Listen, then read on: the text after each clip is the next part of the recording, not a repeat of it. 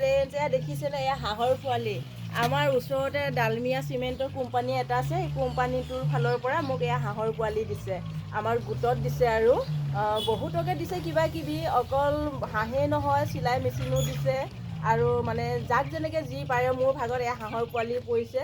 এয়া মানে বহুত অকণমানি অকণমানি হাঁহৰ পোৱালি দিছিলে। এতিয়া মই 30 দিনত এইখিনি হোৱাত হৈছে। আৰু এতিয়া এয়া পাখি আহিছে অলপ অলপ। আৰু কিমান দিন লাগে বাৰু, হাঁহৰ পোৱালিকেইটা কেনেকুৱা হৈছে জনাবচোন আপোনালোকে।